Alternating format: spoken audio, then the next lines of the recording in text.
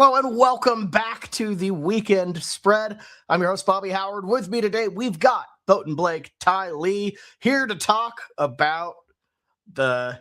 I don't know which goes first, Blake. Is it Monster Energy or the Big 12 Conference nowadays? Wait, who rules the roost?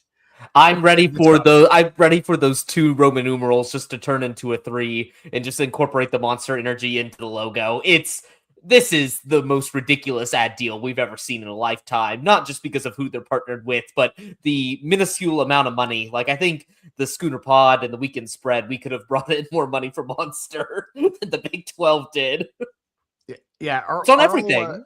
Our old crew at TPPN could have done a better job. I'm just saying. They got peanuts for an entire conference of sports. It's pretty wild, but yeah, I just had to poke a little bit of fun at the Big 12 for that one. Definitely a whiff. Are people just kind of done with, maybe not done with Yormark, but are they annoyed with him? What's the temperature in Big 12 country these days? It's always, I feel like with Yormark, you're always going to swing like constantly because he'll do things like he keeps us, I will say, he keeps us on the forefront of something, whether it's good or bad. He keeps, I think, a better job than, say, like the ACC about keeping the Big 12 relevant and keeping them in the news. Some of the decisions makes, I think he is horrible, but like I enjoyed the fact that he stopped the Texas Tech tortilla toss. Like that was endangering people down below, field staff workers. They did not sign up to get pelted, and so I do appreciate like he'll stand big on issues like field safety. But yeah, he does do some of these dumb things like this, where it's just like you kind of roll your eyes, and it's kind of the BAPE, the like beef jerky sponsorships, the WWE tie-ins to the Big 12 championship football game. He does a lot of these things, some good, some bad, but you just kind of got to live with it. I think you can live with the gimmicks like BAPE, the WWE, because it's like, oh, it's one game, it's whatever. But we're gonna have to see the Monster Energy logo on the Allen Fieldhouse wood this winter, and that just feels wrong. It's insane. It looks so bad on the basketball courts. I've seen like the practices and stuff, and it's just not a good look. Like because they kind of box around it too. It's not even like a subtle. It just like blends in. Like say some of the like stuff you would see sometimes on like a field or a basketball court where they try to make it the colors to blend it a little bit. Nope, it's just a black box with that neon green running right through it. I love it. This reminds me of the early 2000s when the monster truck would come to the ski slopes and I'd be there with my friends, and then someone's mom would start ranting about how it's satanic or something. It's amazing. Yeah, I'm excited for the Monster Energy BAPE Big 12 brought to you by, I'm just reading off their list of corporate sponsors now, Allstate, Venmo, Phillips 66, Edward Jones, Sprouts Farmers Market, something called, I guess we can't say that word, so we're the source of the B and then Bank, New Era, Rally House, Gatorade. Lots of exciting new corporate sponsors for the Big 12. I actually know what bank you're talking about. I'm not going to say it. No. We don't need to do it. But, go ahead. Not that I'm not an ally for people that are. Anyways, yeah, I'm excited to get into this Big 12 football. Sponsorship gimmicks aside, I don't care whose logo is on the field. I don't care whose logo is on the court. I want to see some Big 12 football, and that's what we're here to talk about. Although I will say Blake had a brilliant idea. If we could cut some of these teams to get down to 13 and integrate that monster logo into the Big 12, ooh, that would look good. But yeah, I could cut 3 teams right now. I could as well. It's already called the Big 12, and there's 16 teams. You know what's in a name at this point? Just call it the Big Monster Conference, which honestly, not the worst idea I've heard. The Big Monster. It's better. Big Monster Conference. Yeah, but in all seriousness, it's pretty. It is a shame to see a conference have come to sponsorship. Okay. But by the way, we are probably sponsored by 74C Meat Co. So make sure to go online, use promo code Bobby to get 5% off your first order if you're in the OKC area. It's grilling season with tailgates coming up. Get yourself some steaks. The pork chops are insane. Bacon, insane. All that, it's awesome. So all jokes aside, check out 74C meat.com. and get yourself some of that if you're in the OKC area. So the Big 12 preview. It's been a tradition since OU has been in the Big 12 itself, but we've kept it going. Regionality is something we care about in the weekend spread. And, the Big 12, despite the fact that it spans from Arizona to, Orlando, Florida, it's still like the Heartlands Conference. It's still our conference to a degree. And we still like to cover that as well as the SEC. So once we get into the season, we'll be picking plenty of Big 12 games as well as the SEC. So might as well preview the conference. In previous years, how we've done this, we've started at 10 and gone up. But, look, folks, we know the data. We don't want to bury the lead. We want to talk about the big teams first and go from there. So we're going to give that a try and start with number one. I asked Blake, Ty, and myself to rank our top 10 Big 12 teams. And then we kind of put it in a bit of a composite. So I'm going to start us off here. Blake, just because I want you to name it. Who do you have as your number one team in the Big 12? It's a shame because it doesn't even have to be about the quality of this team. It's because of a joke of a schedule. It's Texas Tech. And I think it's pretty unanimous across the board. Texas Tech, I feel like, is now seen as the juggernaut of this league because they had 1 year where they got absolutely blanked in a college football playoff game and played a joke of a schedule last year. And we roll into this year, and they are running back that exact same script. They've emptied the bank account on a good transfer portal class. They play, I think their hardest game they'll play all year long is TCU at home, which is crazy to think about. And it could come at a point where it's the last game of the season. They won't even have to, they could rest all their starters and not have to play just because they'll be 11-0, already locked up a chance to go to Arlington to win the Big 12. This is just a joke. Everything's being given to Texas Tech. Yeah, sure, they reloaded in the transfer portal, getting a whole bunch of guys, but they're having to replace a lot of talent from last year. It's like you had some all Big 12 absolute studs on the defensive side of the ball. You had David Bailey, you had Rodriguez, all those guys are gone, and now they're going to seemingly have to find that production again in the portal, and without Brandon Sorsby as well. I just think they are one because of the schedule, and they obviously do have a talent advantage. I would say not significant over maybe your top 4, maybe 5 teams of the Big 12. But I will say, compared to the rest of the conference, they're just going to be way ahead better. This is the easiest play to put at number 1 because if they're not number 1, they're probably going to be number 2 and they're going to be in Arlington. So it's just, even if you don't think this team is as good as last year, they're just going to cakewalk through their schedule. It's so easy. Yeah, as much as I would have loved to ding them for the Sorsby thing, because I do think that makes an impact on them, especially kind of beyond, once you kind of go beyond the conference schedule. You just look at all of their games, you rattle through them, and that's how I kind of, got these results is I picked every Big 12 game, and it came down to it, and there just aren't many games that you would think Texas Tech is going to lose. They have, I think, a really tough test with Houston kind of off the bat. That's in Lubbock. I think Stillwater is going to be a bit dicier than you expect in TCU, and then you have TCU, and that's it.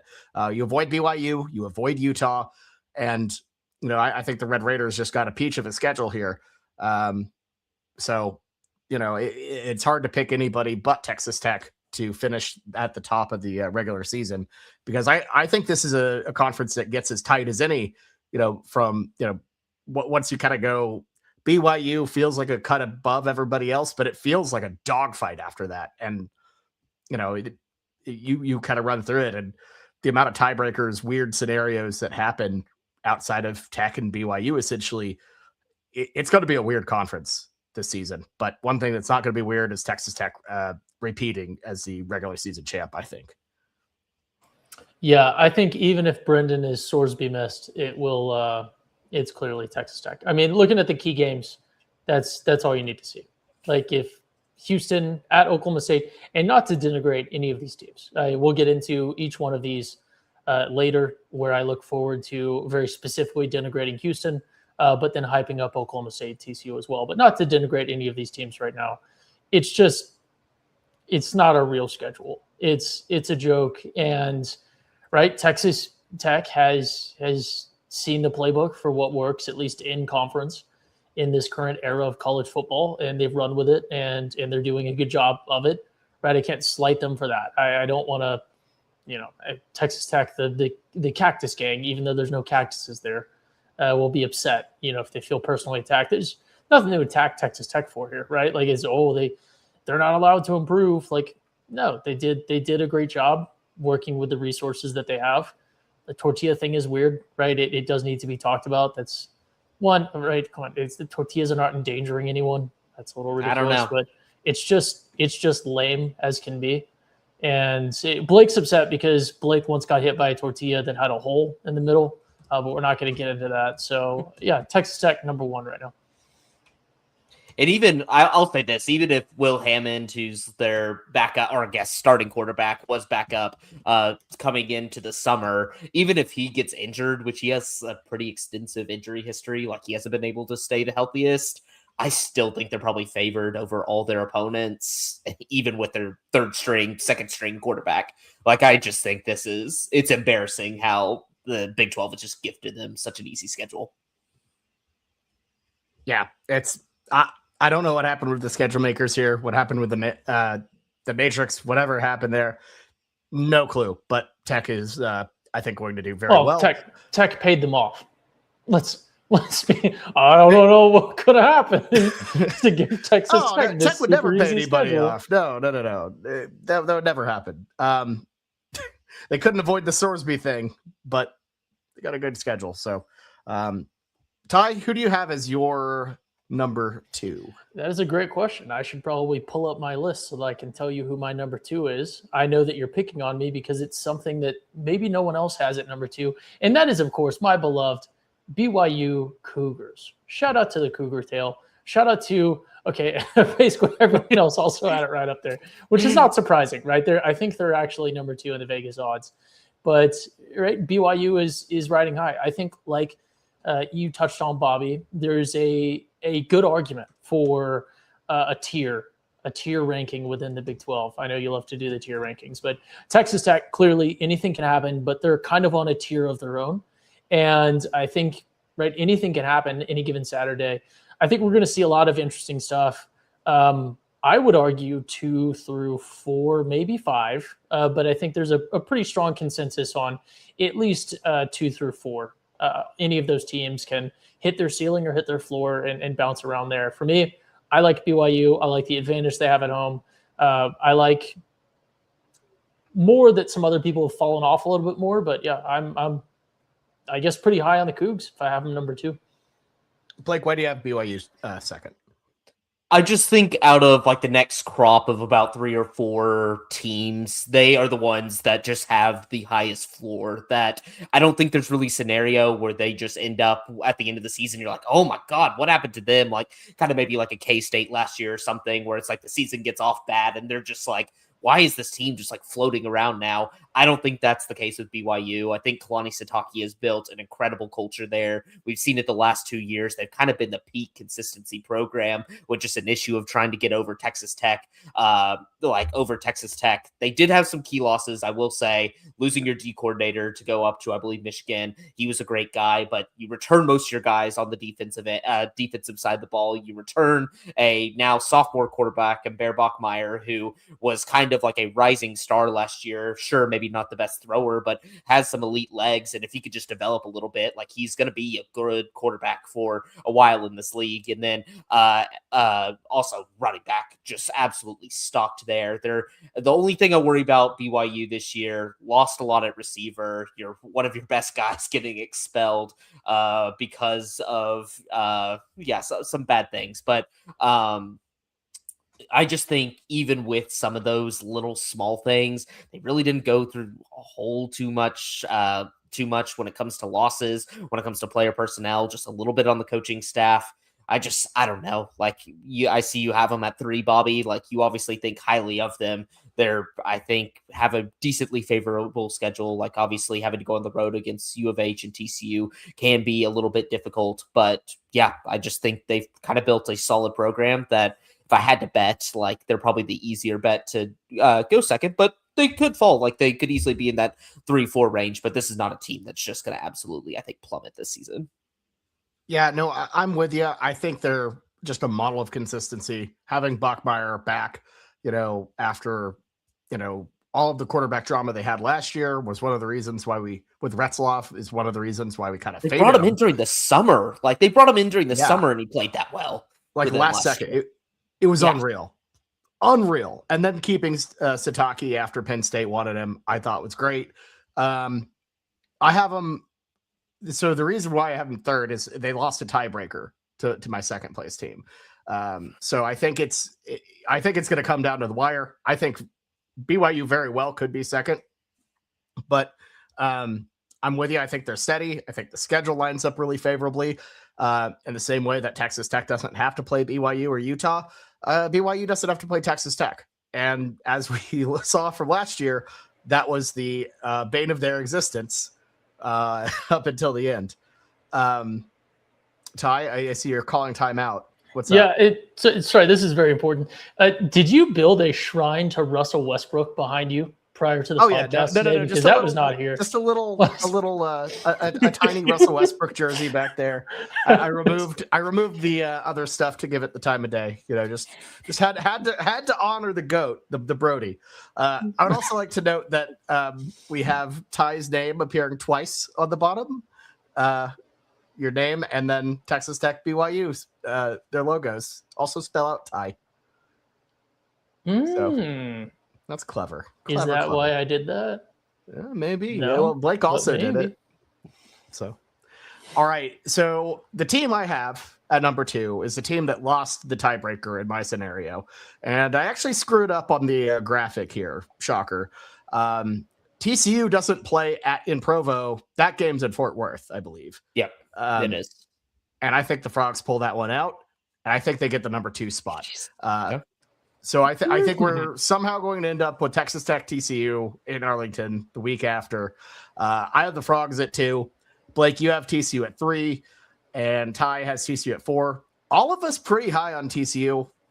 Blake, obviously, well, maybe not obviously, for the newcomers just popping on here, you are a TCU grad, season ticket holder. Pretty high on the Frogs to have a really, really good season. They had a pretty solid one last year. How are you feeling that the TCU is going to progress, especially without Josh Huber behind center? I'm feeling good. Like there's definitely still some uncertainty, but I feel like the last few years there's always been some uncertainty around the Frogs. But I guess if you we're all pretty high on them, so I'll go more towards the positives. I think the Josh Hoover transfer as a casual, it seems very bad because of especially the place where he went to and probably the NIL deal that he got. But he, in our losses, really was putting the team in harm's way. Like he would constantly hold on to the ball a little too long, didn't have the biggest hands, would fumble it, kind of make some bad decision making. Like, yes, we didn't have the best offensive line in the world last year, but he would just make some really suspect decisions. Granted, he would win us some big games, but it felt like if we were down in the fourth quarter, he's not usually putting us in a great shot to win. What does that mean for us this year? We get Harvard transfer Jaden Craig coming in. The good thing is, this guy was projecting to be a late round, QB drafted this year. So he has some sort of NFL, attributes or tangibles that scouts do like. Granted, he's one of, he was projected, I think, more like the 5 through 7 range, but that's at least something. Like there was good quarterbacks last year that didn't even get drafted that were like your Haynes Kings, you're great, like Diego Pavia. Like there's some good guys that don't even make the NFL. So I don't feel as questionable about the quarterback as maybe most casuals would see losing a guy like Hoover. I think the biggest difference though is going to be Gordon Samus coming in. Our Kendall Briles left left for South Carolina. I think that was the easiest get rid of. Like when South Carolina came knocking and wanted to take him off our hands, I think we were totally fine by it. The one thing Kendall Briles was never able to do under his tenure was to establish a run game. It was a lot of different screens. It was a lot of different just kind of weird pass plays to try to get 2 yards, which just doesn't maybe worked in like kind of a Big 12 10 years ago when we were doing these big spread defenses weren't as good, but the defenses in the Big 12 have really elevated, I think, in recent memory. Like you see even Texas Tech last year, they kind of built their success on the defensive side of the ball. It wasn't really coming from the offensive side. So I think he's going to be a big difference. He's going to, I think he has a big, I think, kind of like heavy presence with the run game. He was also, I think, at UConn, like in charge of their linemen, and they had some guys drafted. So he's really good at developing lines. He's really good at establishing a run game, maybe a more 50-50 balance. So excited to see that with the offense. The one part I will say I'm worried about the offense, the wide receivers. We lose Eric McAllister, who was just lights out for us last year, and Jordan Dwyer, that's coming up in his shoes. I just haven't had that same feeling where I'm like, he's the next man up. Like when Jack Besh like left TCU to go pro, I was like, okay, McAllister's right there. Like we've seen it all year. He's kind of the next guy. Don't really feel it about the wide receiver room. I think it's more of a wide receiver by committee when it comes to like, they're all pretty good, but I don't say we have a great one. And then I think our just defense has just been steadily solid. I don't think it's anything special. Don't think it's anything bad. So a little bit more question marks for BYU. That's why I put us down. And then I will say this as my last thing. Sorry, I'm just kind of ranting. But no, you're the TCU guy. Like we need the info. We have to know. I'm the TCU guy. Looking at the schedule is like much harder than I would say a BYU or a Tech. Like maybe BYU's more in the similar camp, but it's like we are playing Kansas State, Utah, BYU, and Tech. That's probably 4 of your top 6. Like we play a lot of the top dogs in the Big 12. So it's like you kind of have to be perfect each week, which under a Dykes coach team, it's like you always finish it strong. It seems like 9-3 has been kind of like TCU's bag lately. But I need this year to be a little bit more consistent. Don't get the losses. Get the losses at the end where we're competing down to the final tooth and nail against these great teams, and we just lose on a field goal, not against like UCF, and they just like they rattle off 21 points in the second half and like beat you in the fourth quarter, like we've seen in some past years. Like at least make the losses, at least make them good games, and not just lose to inferior teams. Gotcha. Ty, any thoughts on the Frogs? Yeah, I like how Blake talks about how the schedule is rough, and then Bobby did you unbelievably dirty by pointing out UNC as a key game. UNC with their 4.5 win total, which I think we threw out on the pod last week, is maybe just throwing an under on that. I don't even know why I put them there. I will say it is a key game in the sense that I feel like the team that loses the Ireland game just spirals out of control. We've seen it with Florida State. We saw it with Kansas State last year. Yeah, that is true. Dads and sons fighting. Nebraska. It will unravel your season if you lose that game. You are gambling after this one. Yeah, you're gambling all your aura if you go to the Ireland game. So I guess that does make sense. I think my only point on TCU, Red, I'm not going to beat Blake on TCU analysis, is that I think as a podcast, we're very high on TCU. Correct me if I'm wrong. One of you might know off the top of your head, or someone might know in the chat. But I think TCU, according to Vegas, should be like 5th or 6th in the conference, like pretty mid-pack. So I was actually thinking for a time coming onto the pod that I kind of had TCU. I was thinking I might be the highest one on the pod because I figured Blake would kind of agree, but would be pessimistic. And I guess I didn't believe that you believed in TCU, Bobby. So I'm surprised to see that TCU at 4 has me the lowest on the pod. And we might be noticing our first cracks not having Jameson. We're getting away with something like this already, because TCU does have quite a floor, I will say, potentially. Yeah, especially schedule-wise, like Blake said, it has its dicey moments. I just kind of, I don't know. It feels like a year where Sonny Dykes and that team just takes another step. And, even though it's hard, I think there are some things that do break right in the correct spots. And I don't know. I'm just feeling pretty good on the Frogs. And one of the teams Blake mentioned I'm not as high on, and that will come out sort of in discovery as we continue doing our rankings. I hate to go again, but for some reason, this is by aggregate. This is the next team. My number 4, the Arizona State Sun Devils crop up a little bit high for me. I honestly, I'm not gonna lie, I have no idea how they popped up this high because I haven't been that high on them. But I guess when I made all of my selections, they just kind of ended up there. Sam Levitt being gone, I don't love, but overall, I do like Kenny Dillingham quite a bit. And somehow in the tiebreaker quagmire, they just got spat out at 4. So beats me, man. This team, I can't have them. It's too much transition. Like, I get that Kenny Dillingham is a great coach, and he did well, like, that 2-year run with, like, obviously the playoff run. And then last year, I think still holding that team together when it had very obvious cracks. But Sam Levitt leads. I think they did get a good quarterback in the portal, which is good. And they got some good receivers. But I think their whole offensive line is basically having to be redone through the portal. They lost, I think they have 10 new starters on defense, I read. This team is like in full transition mode this year. If you're choosing them this high, this is just a sole play on Kenny Dillingham that you're like, this guy is by far the best coach in the league and he's bringing them up. But yeah, I couldn't put him that high just because there's too much transition on this roster. You could kind of see it with the win total sitting about 6.5. It's like, are they going to be bowl eligible? That's kind of where they're sitting. And they play some hard games. Like, I think Arizona's feisty on the road, BYU, Tech. Like, I guess good thing is you play all your hard games on the road and then maybe get some easy ones at home that you can line up. But I don't think the schedule cuts their way. I don't think they have enough talent really that they've built there. They've been building through the portal, but I think the portal is still lacking compared to some of the other Big 12 powers. The recruiting rankings still aren't there with ASU. You're just like solely relying on Kenny Dillingham just being a great coach.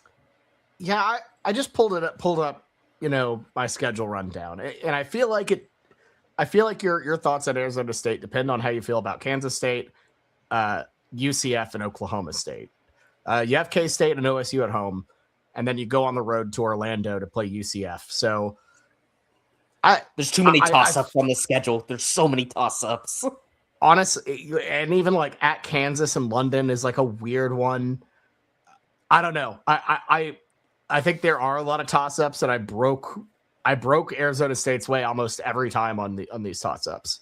I will say I love choosing every game like that, but then also sometimes it blinds you from the fact it's like a lot of these were like 51-49 decisions. I'm always going Arizona State, and it spits out. It's like, oh, they're a little higher than I think, than they probably are. So that's what worries me. It's like, even when I was choosing, I'm like, I don't know, like I'm choosing Arizona. Like I think in mine too, Bobby, it's like Arizona State probably came out a little bit higher, but then I just have to like remind myself, I'm like, there's so many toss-ups on the schedule. It's just...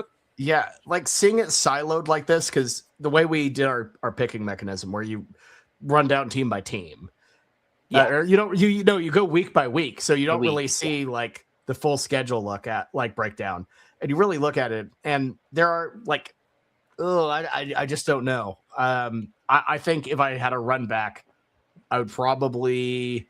I think they have one guaranteed win on the Big 12 schedule. I think they lose. I think they for sure lose at least one of Kansas, K-State, UCF, OSU. Yeah. Like at least one. Probably the 3 losses are absolute. I think they're losing to Tech. I think they're losing to BYU. Well, maybe not absolute, because for some reason Arizona's below this, obviously. But I have them losing. Yeah, but that's a rival. That's a rivalry game. Yeah, it's rivalry game on rivalry weekend, and it's in Tucson, so that's not crazy. I know that's not crazy, but it's like it should. Yeah, but they should probably a little more toss-uppy. But I pray as we get into this that U of A is nowhere near your top 5-6 on this ranking. But the way that you've been cooking so far, who knows what's going on in that kitchen? Yeah, let me say. Yeah, you live in the area. What do you? I'm think an ASU. Yeah, I'm an ASU guy. I've been favorable towards ASU for a long time, and this is another one. Frankly, I know I'm a little bit higher than Blake here, but this is another one, frankly, where I thought I was taking a conservative, but a bit of a swing putting ASU this high. I thought again, this is the second one in a row. I thought I would be the highest one on. Like you said, I mean, there's like A&M doesn't matter, right, for a Big 12 preview. Morgan State, they play Hawaii mid-October, which is kind of odd, but again, nothing to worry about no matter what, because it's not Big 12. But like opening against Kansas, sure, in Kansas, but against Kansas, but you're going to London mid-September. That's just like there's so many complicated things there. And then, like we talked about, I think there's tiers to this Big 12. And once you get to where ASU is, I think it does become a bit more of a toss-up between the teams that we're about to discuss as we go through here, right? Colorado should be a win. UCF should be a win, but, you're going to UCF in mid-November. Oklahoma State, we'll talk about them here shortly, but Oklahoma State, I think, can cause some trouble, as Bobby mentioned earlier. So just looking at the schedule, it's just, for me, there's too many toss-ups. So again, I thought that I would be high on him. I'm surprised that I'm getting my time on the pod to sort of talk down this team, but I don't know. I think it's a great vibes team. I think the vibe that Dillingham sets over there, it's just a fun team to watch. So I think there'll be a lot of really good games. Like as a fan that cares, but not like it's not going to affect me whatsoever if ASU loses. I love this slate because there's so many really competitive games that are going to be worth going to, that are going to be worth tuning in on TV. So for me, I'm excited about that. This is a team that, as we start to get into the picks in the season, as we start to pick these games and look at the lines and everything else, maybe avoid ASU, because who knows how these are going to go. But yeah, I mean, I think Bobby's a little high, right? But I think that many people could argue that Bobby's 4 and Blake's 7 are kind of all in the same range, in the same tier or tranche, whatever you want to say. It's really that middle of the pack where they're going to be competitive more often than not, but they're not at the same level as the top couple teams. Yeah, I feel like if I could mulligan my rankings, I would absolutely adjust Arizona State quite a bit, because I think them and Kansas, we talk about whoever loses the Dublin game, like, can spiral out of control. I think having a game in Game 3 in London, especially when you're in Arizona, that's going to screw up. That's going to screw up both teams. Both teams are going to be the week before too. It's like get pounded by an SEC roster and then have to fly across the world to then go play a Kansas team that is probably going to be maybe not great, but feisty at least. It's not like you're going over there to play Bowling Green or something like that. It's an atrocious idea to have that game in week 3. So bad. I don't mind the idea of playing the game. There's no way in hell that should be on like that deep into the season. I think it's great for the viewers. I think it's great for the viewers. But you don't. I feel like you lose the pageantry because it's not really a standalone game. It's just kind of happening within the context of a normal college football Saturday. Like, I feel like where some of those international games really thrive is week 0, because it's like, okay, the 11 a.m. game, only TCU is playing. So you're kind of taking in the Dublin aspect of it, how it looks different than like your typical college stadium and stuff like that. I feel like it gets a little lost when it's like the NFL and it's not being, I guess, like if you play at like 9 a.m., that's kind of cool because it's something a little bit different. But still, I just feel like you lose that little bit of pageantry that you would have with it.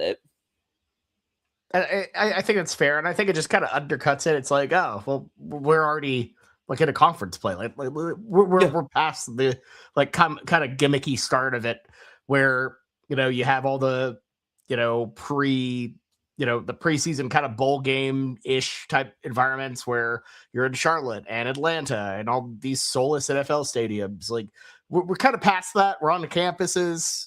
So it's like, oh, it's just a weird placement. And I think it screws up stuff logistically.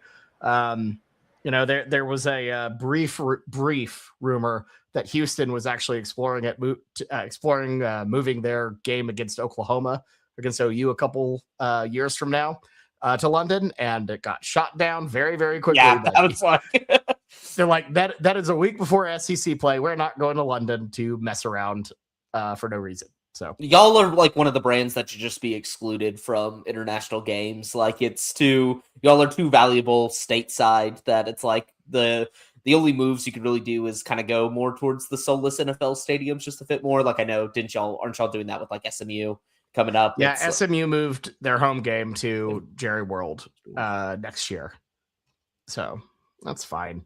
It'll be kind of nice. It'll be nice to have another game in Texas, another game in Dallas. I would have loved to see y'all overrun that stadium though. At Gerald Ford Stadium, not named after the president. Get some other guy named Gerald Ford, or named after some other guy named Gerald Ford. Yeah, but I would love an international game at some point. I think it'd be fun. Have OU play in London, or like either at Wembley or at Tottenham or something. Like that'd be super cool. I know that might seem like kind of beneath us, but like I'm super jealous of you, Blake, being able to go to Dublin. So I think that's gonna be super super cool. But anyways, Blake, who do you have in your 4 slot? So my 4 slot, I believe, some might think it's shocking, but I don't think it is. It's Utah. And I'll say my general gripe with this program is that I trash them a lot, and granted, it's all warranted. This fan base thinks of themselves as one of the most premier ones in the sport, that like the sport could not survive without Utah existing, when in fact, like they're lower probably than a TCU, who's much smaller than them, and BYU when it comes to influence, a Texas Tech when it comes to even some of the recruiting supreme that we've seen. It's just they think of themselves as just they need to be elevated to the Big Ten. They need to be elevated to the SEC type level, when they've really not produced those type of results. Sure, you were rattling off some Pac-12 victories versus USC. TCU just beat USC last year with our backup quarterback that had never started for us. Like it wasn't your success in the Pac-12 isn't that impressive when you came to a real league. And now I've kind of just been bullied around. It's like you had your best year of the league last year, but you still lost to 2 of the main guys on the block with Tech and BYU. And what happened because of that? You kind of pushed out your generational coach that had been keeping y'all pretty stable. You brought in a guy, I will say this, like I think bringing in a guy that was in your program that you've been grooming for so long, that's kind of why I have him at 4. There's some continuity there within this program, but I just feel like the hubris of this program thinking, oh, it's just still going to rattle on. I think they're going to win just because their schedule, I think, lines up pretty well, but they're going to take some. I think they're going to take the lumps against TCU. I think they're going to take the lumps like they have been most years to BYU. But they play enough of those they go on the road versus just some of the worst programs of the Big 12. So it keeps their schedule pretty light and easy. I think they have one of the best quarterbacks probably in the league in Devin Dampier. He's great, but you lose a lot on the lines with them. They lost all starting linemen. They lost their offensive coordinator who turned them around after their disastrous season 2 years ago. They lose their offensive line coach who had been I will say stably building a good offensive line prospect farm out of Utah. There's just a lot that left, but there is still a lot there. Like Utah develops well. Like they get guys to the pros. Like they're not, I don't hate them because they absolutely suck. They're somewhat relevant. They just think they're the most relevant brand on the block. Which is just not the case. So I have them at 4. They're still going to be a solid team, good quarterback play. There's still some continuity within that, even though it's a first-time head coach. I just think they're going to take a step back from what a Kyle Whittingham team would do. Like he was definitely, I don't think the guy that you bring in from the legend is ever really better. Like we're seeing it at Alabama. It's like Alabama hasn't fallen off completely, but it's nothing near a Nick Saban coach team. I kind of see the same effect with Utah. They'll always be near the top, just not the top anymore. So I have them at 4. I respect them the most out of this, which is wild. I mean, but I'm the world's biggest Utah hater. So fair enough. Supposedly, I was fair. Like Blake, I feel like they're going to the Big Ten. Haven't you heard, Blake? God, they're still pounding that drum. I'm like, the closest thing you're getting to the Big Ten is your coach leaving for it. So that's he's just going to scope it out. He's just going to check it out real quick and let us know. I can't be too mean to Utah. I'm pretty sure my brother-in-law is dating a Utah grad, so can't be too harsh on the Utes. Ty, do you know who? So Utah obviously new coach after Kyle Whittingham. Do you know who the coach at Utah was before Kyle Whittingham? Is it someone that I would know? Yes, you Oh, 1000% would know them. Was it Urban Meyer? Yeah. It is Urban Meyer. Yeah, Urban Meyer, Utah in 2004. One day we'll bring him home. One day we'll bring him home. God, And because please. They frankly, would. they're this riding university- on residuals. I know I don't They mean have- to Utah. I mean to Norman. I mean to what is it, Flavortown? What did Dr. Pepper rename the water tower to? Fansville, USA. Fansville. Is where Urban belongs. And the sheriff will that's keep him in proper. check. That's proper commercialism right there. Yeah. The Fansville that's- water tower. That Simpsons meme where Dr. Pepper and OU are slapping the Brent Gilmark and Monster on the head. That's how you do a brand deal. But yeah, That's how you sell out to a soda brand. yeah. I am surprised that I'm the lowest on this one, but I will say, and I'm not trying to defend myself here. There's one, I guess it's very obvious if you're watching that I'm going to have to defend now, as my 3 remains empty. Which I would assume and hope that it is, in fact, the next team that we discuss. Because when we reveal the team, it's going to be obvious where this team is on everyone else's. But for me, I'm not trying to defend this, but I look at my first 4, and I say that like lovingly towards TCU. Tech obviously is tranche 1. That's the top tier. And then I think 2 through 4, those 3 teams are kind of toss-ups for me. I'm a little higher on 1 than other people are. But I think the ceilings of the ones that I'm hopeful for are right where some of those other teams should land. Utah, for me, I understand that the structure is there, and you should never overlook something that is structurally sound in college football, because it will be resistant to coaching change. It will be resistant to big roster changes and everything else, right? Like brand value and the organization that you have there absolutely matters. Like, speaking of Urban Meyer, let's look at what Florida has been dealing with for decades now, right? Like structurally, that was not sound, and you couldn't just plug people in. You need a special person to turn around the University of Florida. That's not Utah. Utah's not going to fall off tremendously, but I just think the vibes are so bad. And it's probably because 90% of the stuff I see about Utah is just Blake ranting about them and their fan base in the group text.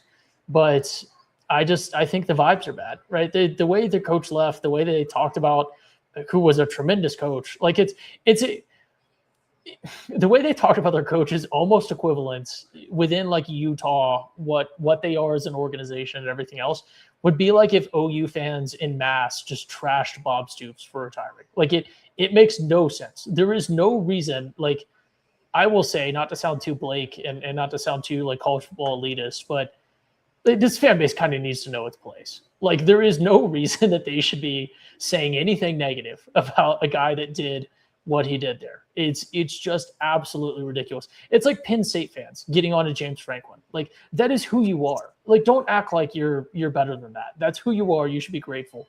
But not only that, I think the vibes are just too bad. I want to pull on that thread a little bit and then hand it back to you. He took them from the Mountain West, like essentially like a one-hit wonder that Urban took to a BCS bowl. He took them from the Mountain West to a point where they're like, yeah, we definitely should be in the Big Ten. We're a part of the fabric of college football. Like that is all them, or all what Whittingham did.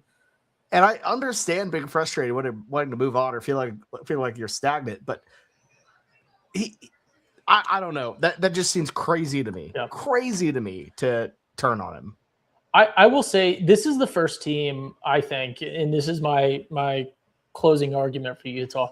This is the first team, I think, that you've seen on this pod, one of us pick their realistic ceiling, right? Because obviously the total possible ceiling is they win every game, right? Realistic ceiling, a realistic floor. I think Bobby picked a pretty realistic ceiling for them. Or Blake, I think, is higher. Yeah, so Blake picked, I think, a pretty realistic ceiling for him. Personally, I picked the floor that I could give them. And I wasn't out to get them, right? But I think realistically, where I have them is a pretty realistic floor. That's where anything that's a toss-up doesn't go their way. And I think that still gets them 7th in the conference, which close on something slightly positive. I think that's to their credit as the structure and the bones and the organization and the brand value that they have there, independent of coaches, independent of fans. A realistic floor in this season, I think, is about 7th in the Big 12. So that's where I have them. I think that's fair. I'm kind of looking at, my rundown of their games and stuff. I have one like pretty dumb trip up at one point, but a couple of good wins. I could see them being a little lower. I think that this is a very solid, reasonable level. I just don't see. I just think there'll be some sort of a drop off. This is truly a team that, given their schedule, I think they can get hot. I think they can figure it out. But there are a couple games in there that could break the wrong way. But I don't think it's very different. I think it's very easy to see a world where, they get hot, make a run, and make the conference championship game. But I just don't know with a new coach, after this long of having Whittingham, how that's going to be. So that's why I kind of have them where I have them at 5. Yeah, I think of like the teams that we've kind of grouped towards the top, whether it be TCU, BYU, Utah. I think of them, they have the most question marks, whether that could be good or bad, because that always means, like, I feel like question marks sometimes mean potential to raise your ceiling even higher than we ever expected. But where BYU's the consistent, we probably know that they're going to be good versus Utah. They have an elite quarterback, but you have a lot of missing pieces there. What is it going to turn out like under a first-year head coach? Yeah, like it's like, and then TCU kind of falling in the middle with just like kind of a mix of a floor, kind of a mix of some question marks. So I think one of those, that's why I think one of those 3 teams are probably going to be in Arlington. Yeah. Ty, I would like to ask you what your number 3 is, but wait, also before we go on, the key games, you're just messing with us again. Arkansas as a key game. I chose them as my under, and I think it was like 3.5 or 4.5 like this year. The pig bus. It's nice to throw the non-cons in there, I was going to say UNC and Arkansas are featured on this with sub-5. Well, we had totals. Texas A&M for who was it? For that's TCU. At least Texas A&M's a good team. Or for ASU. Yeah, but that's not a key game for a Big 12 preview. That has nothing to do with it. That's true. But at least it's a there was one. You can put you on the map if you win it. There was one Big 12 year, and I don't know if I mentioned it, but at the time, where I specifically deleted TCU from any key game appearances on purpose, just to act like they didn't matter on anyone's schedule. Just as a little bit. I don't know. I don't know why I put Arkansas there. I kind of love it. Just like it's the brand bias. It's the brand bias. Oh, and if they beat Arkansas in Salt Lake City, they're gonna freak out. They're like, "Oh my God, we got an SEC team. We bagged one, boys." Pigs. That's true. Whenever Utah would probably be closer to like what Arkansas is to the SEC if they went to the Big Ten. Like that is, I feel like the future they're rooting for is to just go up to the conference that they are not built for, and you can still be good at times, but like you're more fighting for bowls than you're fighting for championships. That's. Yeah. Like I even as a homer for TCU, if I got the Big Ten in by it, I don't want it. I don't want to go we do not have the resources to compete with Oregon. We do not have the resources to compete with Michigan or Ohio State. I am more content winning 9 games a year and having fun winning than it's like, oh damn, like we have to fight our way to get to like the Music City Bowl. I don't want that. Like I want a chance to actually win my conference. Can I say I feel like you can still coast in that middle though with the Big Ten. Yeah, but I just don't like coasting in the middle, It's like it's kind of like a mid-tier or mid-table Premier League team. It's like, yes, we got ninth this year, boys. Like be excited. It's like there's nothing. I'd rather win a lesser conference and like still kind of feel that joy than be like, yes, this year 4th, we got 4th via the tiebreakers because we like whooped up on Purdue like 70-0. Like that just doesn't bring me joy. Like that's hard to root for. It's just really hard to root for me as a fan. You don't want to be the Fulham of the Big Ten. Yes, like I'm totally I'm totally fine like being in like a lesser league and like doing well in it than just being like mid in a big league and just like constantly be stranded there with like no hope to like how to find your way to the top.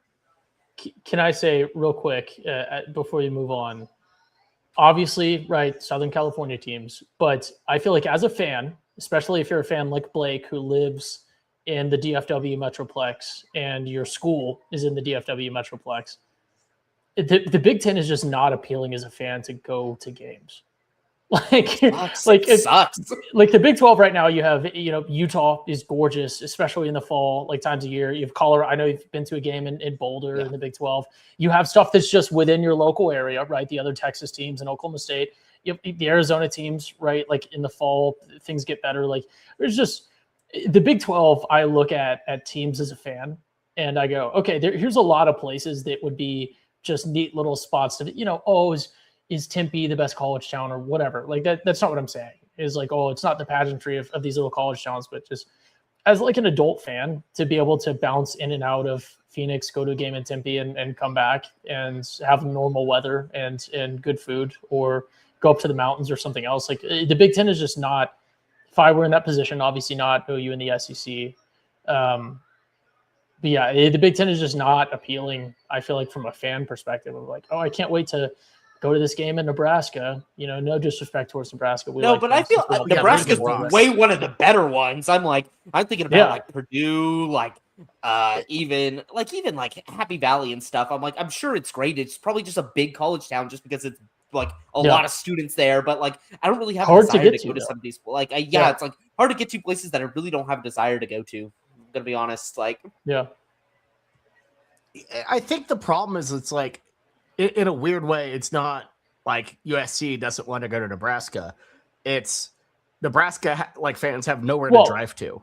USC doesn't have fans that go to games, so that's fair enough. Shut up, Ford. It's losing the regionality of being able to drive to games. I feel like if you're in the core Big 12, if you're TCU or Kansas State, like you still have locations you can drive to. Like you haven't lost that, but I feel like we've really lost the plot where it's like, why is UCLA playing volleyball in Piscataway, New Jersey? Like that makes no sense. And I don't know. I'm not trying to turn this into a Big Ten, ragdoll deal, but I don't know. It just doesn't make a lot of sense to me. Anyways, so Ty, I would like to ask you what your third is, but I'm gonna have to ask Blake. What's your fifth? I think it's fifth, right? Let me double check. Yeah. Blake, who do you have as your fifth? So fifth, I have Houston. All right. So Blake has Houston fifth. I have him sixth. Me and Ty both have him at 6. Dang! So and honestly, I personally feel like this is a team that, really impressed me last year. I really, really like Willie Fritz. I think this is a schedule setup for me. I think they have an absolutely just brutal schedule compared to last year, which I think they had a really light one, got a lot of close breaks. I don't know if they get those same amount of breaks this time. And that's why I have them falling where they're falling. Because I think they might be a better team than last year, on the field, but not on the schedule. Ty? Let me interject real quick because this is my only analysis on this, and this is very quick. If you look at the Vegas odds, this is one of the teams, right, I talked about earlier in the podcast. There's some teams like TCU in particular that we're kind of higher on than the average and higher on than a lot of predictions. This is one of the teams that we all sort of universally bump down. There's you can go look up the other Big 12 previews. People have this Houston team in the top 3 and some of them and typically higher. So this is one of the ones I think universally that we all kind of bumped a little bit compared to some of the other odds. For me, again, the structure's there, but I'm just lower on them, right? This one's a little bit more personal, like the Utah thing. So I gave it more of a floor. Structurally, they're there, but this is one I would like to point out if people are looking. We definitely, as a podcast, went lower than expectations for the Vegas odds and lower than expectations for a lot of other previews, if you're curious. Yeah, and I think Houston, I'll say the good thing about them is Willie Fritz is their coach. Like, I think we've identified back from the Tulane days, like, this guy knows how to coach, and I think he knows how to recruit, and he's using, I think, the Houston resources to the best of his ability. Like, they have a 5-star coming up behind Connor Wegman that might probably is going to play a little this year because he's just an athletic freak. I think they do a really good job identifying guys at the FCS level, even like the lower, like the G5 level, to bring in some of these all conference guys that it's like, okay, maybe everybody else is trying to bring in the X 5-star from Florida State. I feel like Houston kind of goes a little bit the opposite, is like find the guys, the workhorses down in the smaller leagues, elevate them to Houston, coach them up well, and they do good. So I do know that Houston last year had an impressive record, but they played a lot of close games. Like a lot of close games that could go either way. I think they're probably going to see a lot of the same. It's like, that's the good thing about Houston. They're probably not going to get blown out by too many teams, maybe besides like Texas Tech, but they're going to play they're just going to be a hard matchup that even if their record ends up being more closer to 8 wins or 7 wins, like I think those 7 wins, those 5 losses are hard fought and they are just like scrapping with teams. So although I think we have like a good sense, like I know the market's really high on Houston because I think they do return a lot of talent. Willie Fritz is a good coach. Schedule decently favorable. Don't have to hit too many of the big boys beside, or like you hit Texas Tech and Utah, but outside of that, it's not like a TCU type scenario. But yeah, go ahead. They just have really dodgy locations, like at K-State, at Utah, at West Virginia. It's just at West Virginia is the worst thing you can see on your schedule because you're just like, dang it, this team is always good enough to just like be there. And they like West Virginia could be the 12th best team and knock off anybody in the Big 12 in Morgantown. It's so frustrating.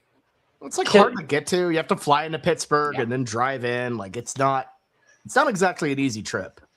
Can I just say it's amazing podcasting because I think subconsciously you kind of meant this, but I know this wasn't like a deliberate thing, but using the term they have a lot of dodgy locations to play games is just so amazing. Instead of saying like they have to go play some tough games at challenging places or whatever, just they got a lot of dodgy locations they got to go to. It's just absolutely amazing. I will, not really sure why that was the adjective I used, but it's a funny one for sure. Thank goodness you said like West Virginia though, and didn't follow it up with something that would have been problematic. But no, West Virginia checks out. Shout out to Tulane though; they have some amazing uniforms. This year. Those uniforms. Beautiful. What was I going to say? Last thought on Houston before we move on. Willie Fritz. I don't know why I feel compelled to say this, but Willie Fritz just sounds like a derogatory term that the British would have had for some sort of specific German guy during World War II. Like some guy that flies over in his bomber or something like, oh, there's Willie Fritz again. Oh God. It just sounds like just appearing in like propaganda films and all that. No, I think like during the Blitz, if they did like night bombing in the early 40s, they'd send. So they had a couple different bombers, but like the HE 111 would come in, and you'd have to drop like illumination so the other bombers could come in and spy. So maybe Willie Fritz was the guy that came in and dropped, like illumination rounds to guide the other bombers or something. I hear you. I would actually genuinely at one point love a deep dive on that. And I feel Bobby, you would like this. I feel like about U of H's schedule, though. There's a weird one on there. They're going at Georgia Southern, and it's because Willie Fritz brought Georgia Southern from the FCS to the FBS. He was the guy that kind of like was successful there, that guided them to open them up to the FBS ranks. So I think they're going to do like a little ceremony and stuff before the game honoring him. So kind of like what we see a little bit in college basketball, where it's like you get the big time recruit from South Dakota, so you go back and play in South Dakota State for a game just so they can see the family. The alumni gets really happy that the hometown kid. They're I think going to do the exact same thing for Willie Fritz. So I think that's cool. That's kind of insane aura farming. That's incredible. Be like, yeah, a team schedules you just to we're gonna take the boys to Statesboro, beat the crap out of them. In your honor. Or like how Tyrese Halliburton's playing a preseason game in Iowa State this year. playing at Yep. Hilton Coliseum. I think that's awesome. I genuinely love that. Would love to see more of that. That's super cool. That's awesome. And not to get us in That's the awesome. wrong algorithm, I think Caitlin Clark did a similar thing with the preseason game in the WNBA. Yeah, they did. We don't need to get in the mix of that. So Ty, who do you have at 3? It's time to do this. Who Let's else would go it ahead be? and- it's the most feel like- divisive. I swear to God, if it's Colorado, man. No, I know you were hyping them up a little bit on the podcast last week. So they I had to lose make the sure first 3 about that. games. Dion disappears, but then they hire Urban Meyer and they come back. For me, it's K-State, and I understand it's crazy in the context of this podcast, but you can go find some analysis that has them up Whoa, there. Bobby! Whoa! Yeah, DC. Okay, I would like to point to Blake. Let Blake be my counsel here. He's reacting more to Bobby with them at 10 than he is with me at 3. Yeah. So Kansas State is at 3 for Ty. A very reasonable 6 for Blake. And then I have the Wildcats at 10. I have bet on them so many times that I think I'm really, really just like kind of done with Avery Johnson. And I don't trust Colin Klein. I don't know. I just don't know how this team's going to bounce back. I'm pretty kind of out on them. I'm not going to lie. See, my thing is, Bobby, I kind of where I landed is probably halfway between your and Ty's opinion, is that Colin Klein, like my initial reaction is like, this is not a good hire. Like this feels bad. Like I didn't like him in big moments at Texas A&M, but also at the same time, I felt like he was getting a lot out of Marcel Reed. Like there's a reason why Texas A&M was still winning games. It's like, sure, they weren't winning the big ones, but they were winning a lot of games with Marcel Reed that, although a talented athlete, I think lacks, like he's not there yet as a football player. I don't know if that's because Colin Klein can't coach him up. I don't know if that's because of limitations of Marcel Reed. Like I guess we'll see this year, but I think he has a similar effect on Avery Johnson. Like he's able to get a little bit more out of him, a little bit more consistency. Like the thing we saw with Marcel Reed with the read option stuff. I think that will benefit Avery Johnson perfectly because that man has still not learned how to pass, but he's a great athlete and can run. He's never really taken that step. So I think he maximizes enough out of him. Like, granted, like I'm a little bit more sure on the coaching of Houston. I'm a little bit more sure of just the framework that Utah has and BYU and TCU and some of these other teams. Like K-State kind of always has that consistent framework, but they kind of quit last year. And I still think there's parts and pieces that are there. And I think Colin Klein is probably going to be decent at this. Like, it just feels like K-State won't bottom out to save their lives. But yeah, I can't have them at 10. I'm leaning more towards Ty that they just like kind of surprise everybody and is like close to going to Arlington than I think like towards the bottom of the conference. I hear you. And I think that is the standard for K-State. I don't know. When I really look at the schedule, like I know it's not brutal. And for me, they end up in a 3-way tie and just kind of fell at the back of that because they're tiebreakers. But I don't know. I just at Arizona State, at TCU, I think Arizona is going to give them some fits. Oklahoma State, I don't know. I have K-State just. Yeah. I think it's going to be a really tough year. And the way the Big 12 is really the way all of these big conferences are, there are some teams that are a little bit better than this. Like one win changes their bracket entirely. Yeah. And I think it just trips them up here. So let me point out too real quick before we move on from K-State. Vegas consensus is about 5th. Yeah. I think most odds I've looked at have them at 5th. So for me, again, right, I liked him kind of in that upper one. I guess I'm a bit of a K-State homer this year. I just like the potential of the coaching and then some of the vibes in the offseason. I just feel like there's better vibes around that program right now. So for me, I didn't quit on him last year. I think he just quit. Yeah. I think he got too bored and just quit on him. Yeah. So he quit on the sport. He was just like, I don't want to play anymore. I'm done. Yeah. We'll see. We'll see for sure. But like, here's the thing. Bobby what he has, Matt, I don't think that would surprise me. It's not. That's the thing with the Big 12, and it gets interesting at this point as we're in sort of the meat of it. Is you can make an argument either way, and the ingredients, so to say, for any of these teams to have spectacular breakouts or spectacular implosions or something in between are there for all these teams. Once we get into here, like I'm not going to argue. Like if someone wants to argue, that they could be 10, whatever.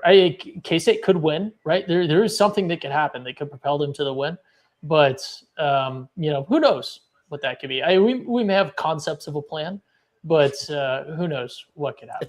It's also an annual tradition of mine. It's not a plan. Let's clarify in case anything happens. There was not a plan, right? It's just how it. Yeah. I will say, it is an annual tradition of mine to overcorrect one way or the other on Kansas State every single year. You can't. Yeah, it's. I always have. Every time I have them high, I'm like, this is a year they're like Kleinman's going to put it together. They're winning the conference. They disappoint and they go 6-6. And then I'm like, well, those guys were awful. I saw them last year. They let me down. I'm putting them way down here. They win the Big 12 and beat TCU. Like stuff like that happens every single year with K-State. I can never peg them the right way. And they always frustrate me one way or the other, either by overachieving or underachieving. The only thing that's a plus is they don't play OU anymore, and they can't beat OU while I also have them at 10th. Knock on wood, because the playoff does exist. No, God. K-State wins the Big 12 and eliminates OU in the playoff for Bobby's sins. God, that'd be horrible. OU K-State in the playoff game in Norman. K-State finds a way to win. Yeah, he's watching the Oklahoma State playoff game, so he doesn't care. Shut up. Anyways, Bobby, who do you have at 7? Well, that's actually I think a good segue. Hold on. Let me double check the line here. Bobby has Oklahoma State at 7 because he didn't have his contacts in, and he thought that the 7 was a 1. I have Oklahoma State at 7.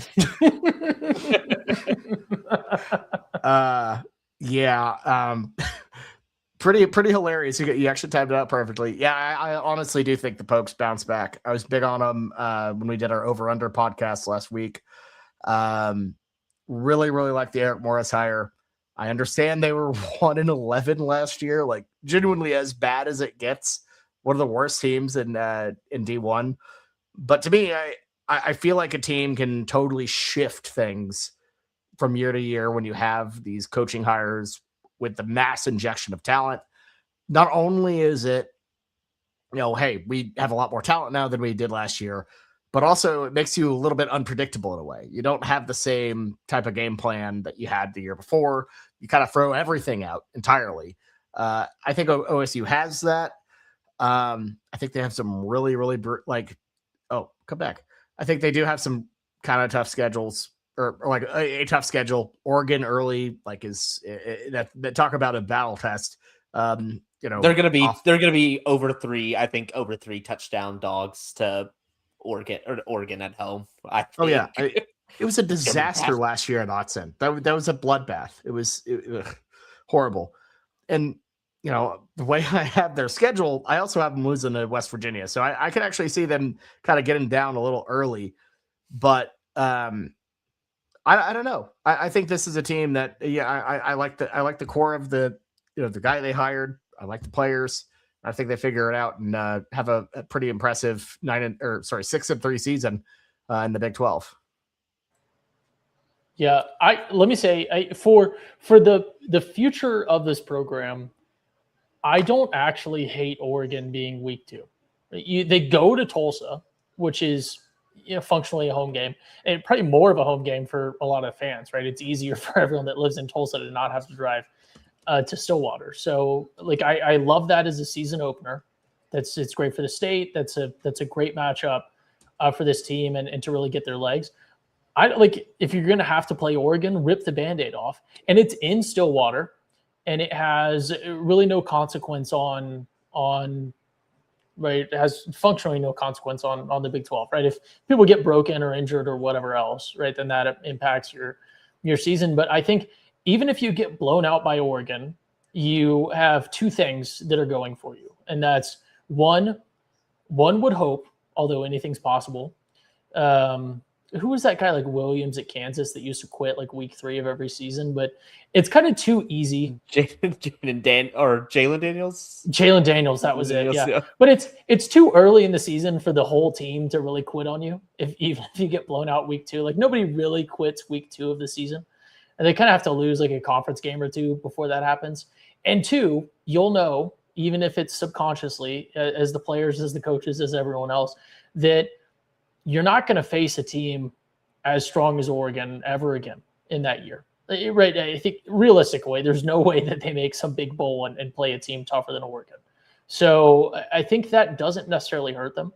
And I think Drew Mestemaker is going to be a bit of a mess maker, pun intended, for some people's predictions. I think this is a team that obviously we're all like, we gave Bobby, and tried to give him a little nudge about Oklahoma State, but Blake and I have him at 8, right? Like there's not really a big difference there between 7 and then the 8 where Blake and I have him.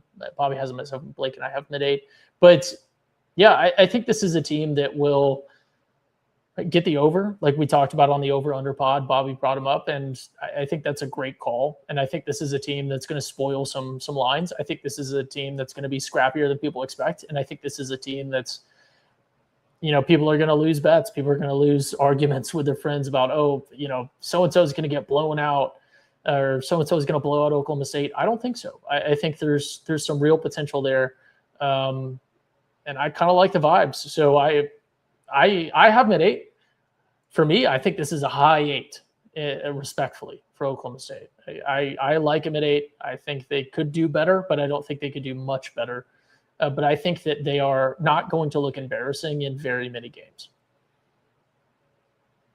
Yeah, y'all talked a lot about like the pluses, I will say, of OSU. Like, I definitely think like they have some talent. Like Drew Mestemaker has no business being on a team, honestly, this bad. Like this guy could be making $3 to $5 million, like at some bigger school. But he loves Eric Morris, which I appreciate. Like he trusts the coach. Like he wants to be there, which is like awesomely fun, and that's what makes OSU so intriguing, is because of that. Can I say real quick, that's oddly very Oklahoma State, that they just randomly have a QB that's way better than they should have, and he has no problem being there. Yeah, but that's like when you think about like back in the day when they had good quarterbacks, like they couldn't really go anywhere. Like once you found the guy, you didn't have to worry about it leaving. Now you have to like worry about them immediately darting, and it's not even like OSU found this guy, developed him, and then he's like they truly just got him through the transfer portal, and it's because they had a good head coach hire. They bring in, I think, like I loved Caleb Hawkins, the running back from there. They also got that slot receiver from UNT. Like there's some very intriguing pieces where I think, as Bobby mentioned, it's like this back half of the schedule, I think, is some favorable games, some coin flippy games. They're going to be an interesting team. I am a little bit worried about the depth. I don't know what the defense is there. I don't think if any of these guys start getting injured, they do not have much behind them. And so this one just has the ceiling is slightly high in the sense just because you have elite weapons around you. But you have to remember, like, this sport is played with 11 men on the field, and I just feel like OSU doesn't have that there. They haven't had the recruiting classes in the last few years. They haven't been really that active in the portal. And even this year's portal class, like it was top, like I think like 2015. Yes, because it's like it has a few guys, but they really need, like Eric Morris is going to need a few years to restock these shelves because they are just lacking in depth. So I think that's fair. After the pod, I need to tell y'all the story of how Garrett may or may not be partially responsible for Eric Morris going to OSU. Oh no. Very funny story. I don't have permission to tell it on here, so I'll tell y'all after. I have some Garrett and Stillwater stories as well. But anyways, weirdly enough, it was at a hotel in Hoover, Alabama. That doesn't sound better at all. That sounds way worse. No. Let's continue. It was yeah. So Garrett actually and I stayed saw in a the same listing hotel on LinkedIn by to become a happenstance bag man. before the OU Alabama game, and North Texas was also in the exact same hotel because they're playing UAB, and I'll tell you all later. But anyways, next up. Let's see. We got next up. Sorry, You know what? You know what I wish we had right now, even more than the next pick, was some delicious steak from 74C Meat Company. I think that's fair. And not only that, imagine if we could get that steak for little extra 5% off. A little 5, yeah, like with promo code Bobby, that'd be great. So head to 74cmeat.com and pick you up some today if you're in the OKC area. I'm gonna do my number 8, and probably a bit too high. I don't care. I don't really know how it ended up this way. They're actually my number 9. Everyone's number 9. Everybody, yeah. Everyone's number 9. The Arizona Wildcats. They're just kind of here. I think they have a tough schedule, and somehow, but I think they're decent enough to somehow just kind of weaseled their way on in. Noah Fafita's a great quarterback. Arizona. Noah Fafita's like a good college quarterback, and like that's going to elevate you, I think, big in this league. They had last year, their defense was really good too. They lost, I think their secondary was incredible, but all those guys got drafted. Haven't really recruited that well. Haven't really transferred that well. But I feel like there's bones there where it's just like Arizona, I don't think is going to be. They had that like 2 years ago, and they were just like dreadful. But Noah Fafita kind of bounced back last year, relied on the defense a little extra.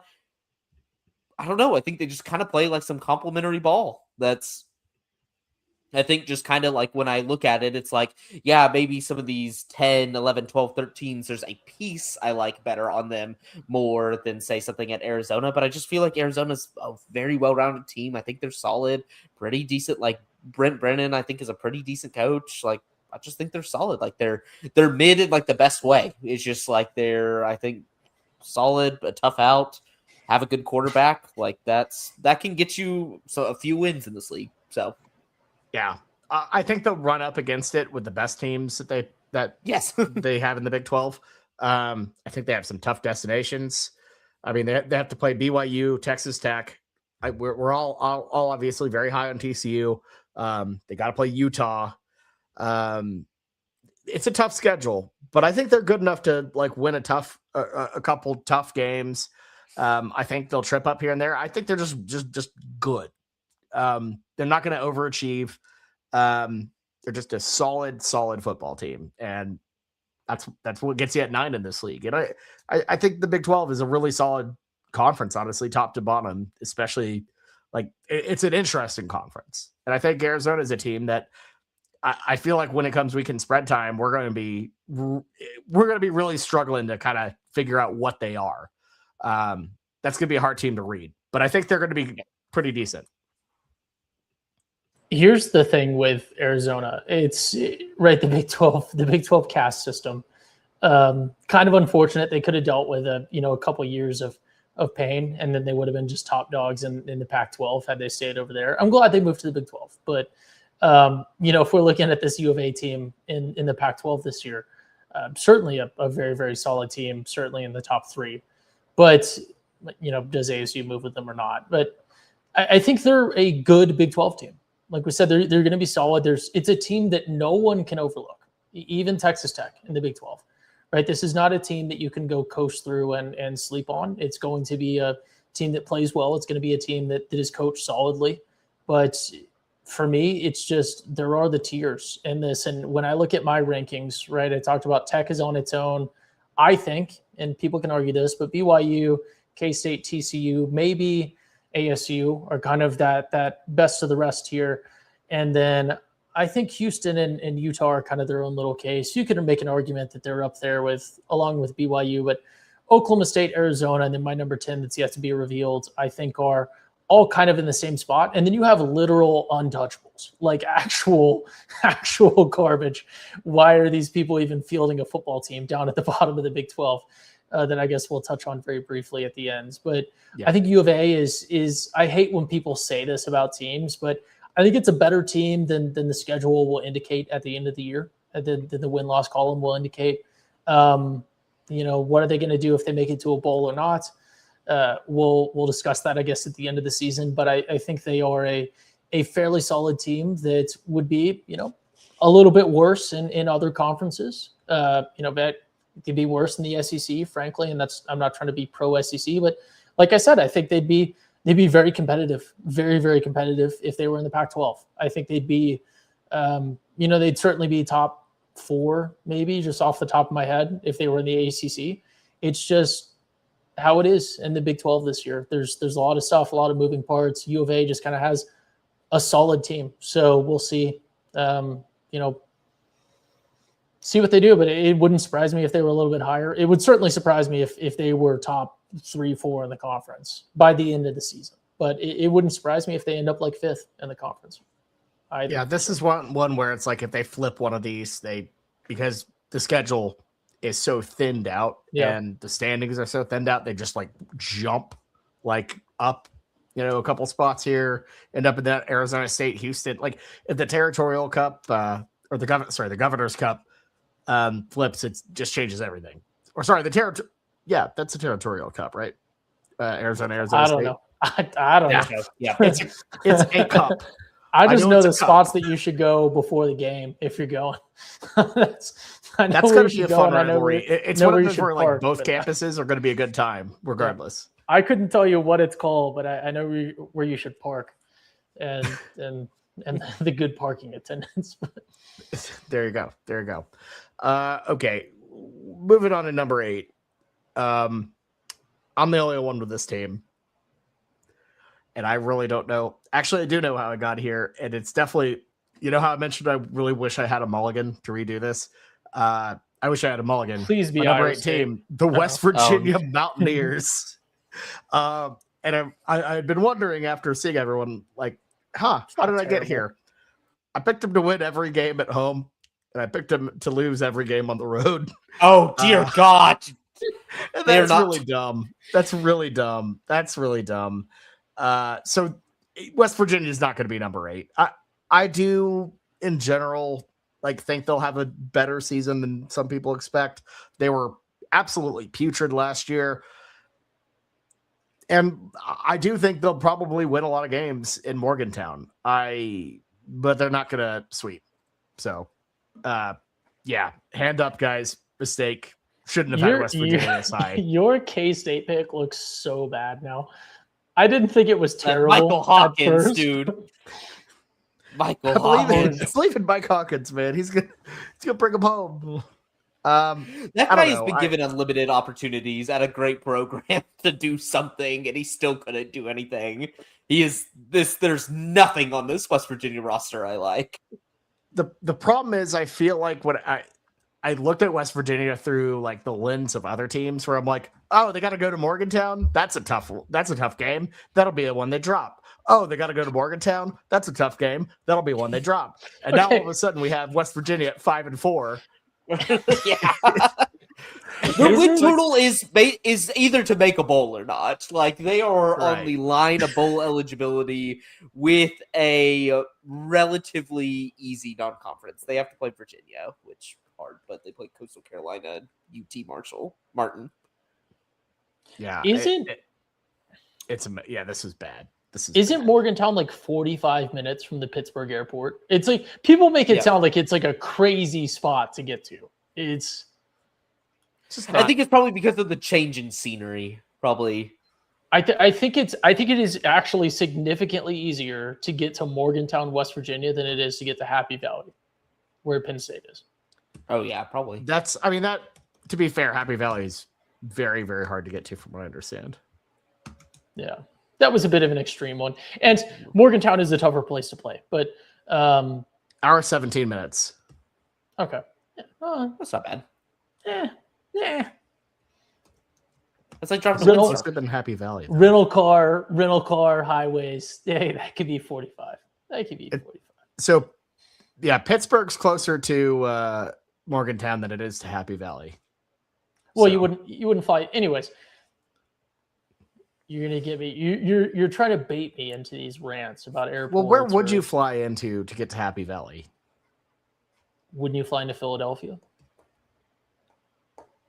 Oh, Just by airport size, Oh, it's much sorry. larger. No, I randomly routed it to a lake in Ohio. That's Oh God. You'd fly a Lake. seaplane. That you would is fly, not- You'd fly a That's right, seaplane because into a Happy lake Valley in is just the Ohio. nickname. It's actually State College, Pennsylvania. Oh, it's That's Pennsylvania. Yeah.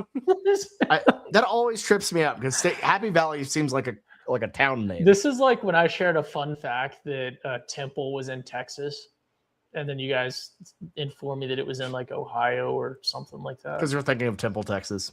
Yeah, You would fly into Pittsburgh, and it is longer than it is to Morgantown. you'd still because fly into it's- Pittsburgh.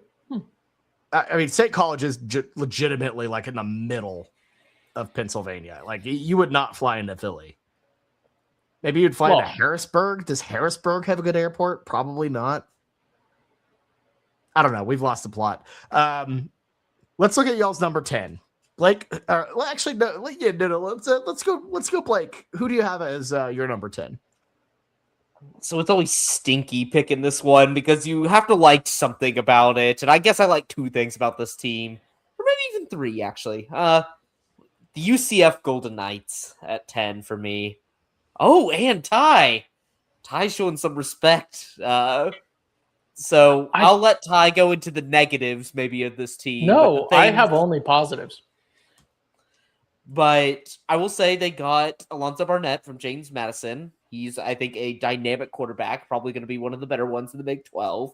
So that means something. I think you get kind of the second, where you're comparing maybe like a Scott Frost to a Rich Rod at West Virginia. Like West Virginia had to deal with like huge player turnover. Scott Frost, a little bit more continuity, probably going to get a little bit more of a second year bump. And then if I see 3 of the 4 teams on your schedule be a combination of Kansas, Colorado, Iowa State, or Cincinnati, and they have 3 of those, I'm already liking you already. Like that could easily pad in 3 conference wins right there with some feisty other ones on the way, because I feel like, although I wouldn't say like UCF it's a hard place to play because of the travel, maybe the heat, they're just kind of a feisty team. They're a feisty team that even when they're bad, they can take off somebody. They can lop off somebody. So I think Scott Frost, he gets them more closer to 6-6 this year, fighting for a bowl. But yeah, those are like the things I just like. Oh, and Alex Grinch has done a decent job there. He hasn't been a complete and utter disaster. So You're losing me. You're these are losing some me. nice things. Yeah, their defense wasn't the worst part about their team last year, which is they weren't great, but it was not the worst part of their team. Really These kind are of the some nicest thing you could say. It is interesting that I'm pretty sure they went from Ted Roof to Alex Grinch. Yep. So they're like reverse like Venablesing. It's like if they're taking like the OU defensive coordinators and like going in like a Benjamin Button. You know, they're going backwards. So Grinch is meant for a place like UCF that's not going to get elite talent, that's just going to have to be a little scrappy, try to turn over the ball. He's not meant to be coaching 5-star prospects, and that's not what UCF is ever going to bring in. Right. And you know, if he can get back to that, capture some of that magic that he has, then great. I don't know. We're splitting hairs probably. What's that? I said we're probably splitting hairs when it gets to the 10 pick. You can't have as definitive as hot takes because all these have major flaws. I think there's a pretty definitive drop off here, and for me that's the institution. And I know I make fun of UCF a good bit on the pod, right? There's one particular thing we're not going to get into. We don't have time, but I think UCF has the right institution of like the structural things around the program that are going in the right direction. Because when we talked about the SEC pod the other day, and we talked about the Big Ten's advantage being, you know, people want to argue academics and stuff, but the Big Ten schools are, outside of a handful of exceptions, are giant. They're insanely huge schools. And I said, oh, well, the SEC could, 18, 20 years from now, you can compete to the same level that the Big Ten is if you just double, triple the size of the schools, because some schools like Penn State are triple the size of a lot of the big SEC schools that are kind of at the same level football wise. And UCF is a huge, huge school, which I think is great academically, right? Like the Florida schools are tough to get into. It's a legitimate colleges are down in Florida now, as much as people want to joke about them. And it's right. They're getting more education to more people. I love that.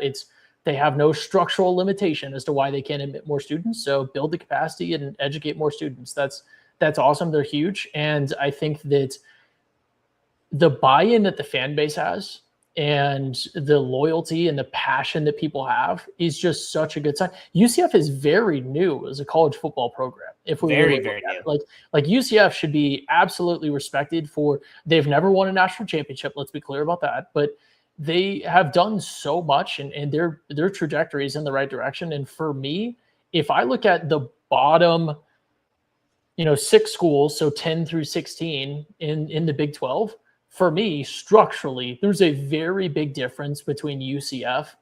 You throw out the rosters, throw out everything else, right? That's that lower tranche of like just literal untouchables, unless you're Bobby, and then you think one of them is going to ascend to the lofty post of 8. But for me, UCF just has so much more structural, just things going in the right direction from a school that was winning literally nothing. If we go like 15 years ago, I think I have that math right, that I just don't see them being as terrible as some of the other schools that are a literal house of cards, like Colorado, where just any slight thing is going to be the straw that breaks the camel's back, or schools that are just an absolute free fall, that are kind of the Big 12, like Cleveland Browns situation going on at some of these other schools down here. I don't see it at UCF. You can make your jokes about Alex Grinch, right? You can make your jokes about Scott Frost. The roster is whatever, but I think that the support base that's there, the way the athletic department handles things when it comes to hiring and stuff, somebody might be, oh my God, what about this legal case or something? I'm not trying to make a bit. If I'm unaware, I apologize, but I just think structurally, UCF is not on the level of even U of A as my number 9, but I think that there is a definite cliff that I can see between UCF and everyone else in my rankings right now. I mean, institutionally, they do have definitely upside. That's the reason they're in this conference. I definitely see it. I do. We'll just see if returning the magic that they had before gets them back there. Okay, so that's our list. There is one team I want to mention. 5 teams. What's that? Yeah, there's one team of the left off that I do want to mention. We do have 5 leftovers that were not mentioned. The Kansas Jayhawks, the Cincinnati Bearcats, the Baylor Bears, Colorado, and Iowa State. Blake, who is that team you wanted to mention? Baylor.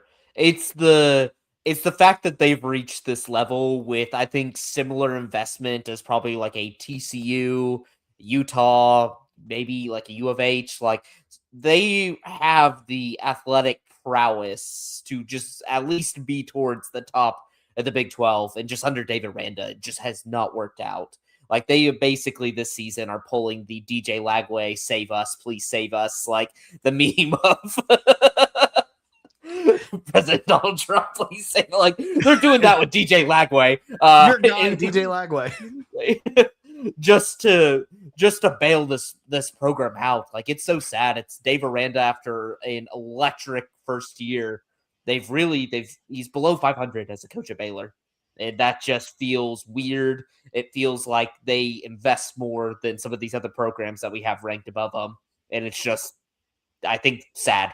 It's basically they took a flyer on DJ Lagway, just hoping it might save them, but just basically bring down the buyout for Aranda. You know what Baylor is with them and Aranda? It's a relationship that was like really, really great at the start. And they've just clearly been together too long. Yep. And they're like, it's like, y'all need to pull the ripcord, but they just won't. And then because everybody knows it's over, and everybody knows it's time to move on. But they're just, here we are. They're back together again. And the same result's going to happen at the end of the party. They're going to get in a big fight and make everything awkward for everybody. That's Baylor.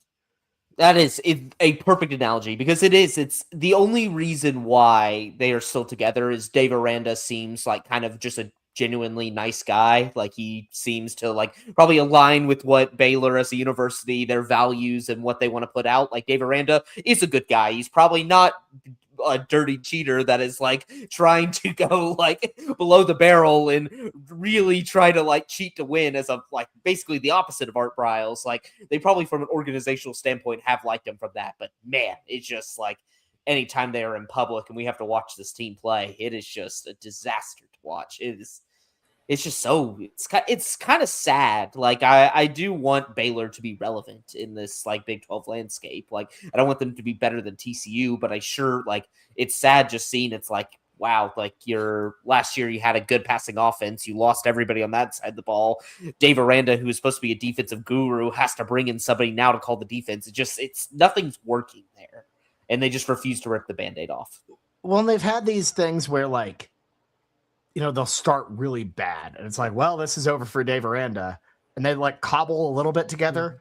It's like they woke up and decided to make breakfast. It's like, well, can't be mad at you for too long, and then you move on. And that's that, you know what I mean? They'll probably, if Aranda stays, it's not because they have a good season, because I don't think Baylor is going to have a good season, but it's because they beat one of BYU or Texas Tech or Houston and like kind of cobbled something together at the end. And it's like, well, you know, you did finish 8. I see that you're like, we get Lagway back next year. Like maybe we can get a little momentum. Like that's how I see a successful Baylor season. I don't see them just like turning it around out of nowhere. It's just so amazing to me that Blake might be the first person with a connection to Baylor to know about DJ Lagway when he was yelling about him at Florida, and now he's at Baylor. That this is just, I can't imagine anything more perfect than DJ Lagway Baylor beating Texas Tech this year. Like Blake may DJ Lagway permanently beating TCU, or I'm sorry, no, beating Tech. I'm sorry. Oh, beating Tech. Okay, yeah. I think if you break out the Sailor Bear sweatshirt for that one, buddy. I think Blake might become a Baylor primary fan if that occurs. Not primary, but I would be very happy. I would love that the game, whenever if the game that DJ Lagway realized his potential was against Texas Tech, I would. If DJ Lagway put on a clinic against Texas Tech, if he was right at the like end of the season. But the problem is, it's the game right before they play TCU. So if like Baylor somehow claps them, and then because then he gets the hangover. Then he gets that's the thing. He gets the hangover. If DJ Lagway goes like, what was it, like 2018 Patrick Mahomes Baker Mayfield duel against Texas Tech, DJ Lagway puts up like 1,200 yards through the air. Yeah, but I don't think Tech can play like that.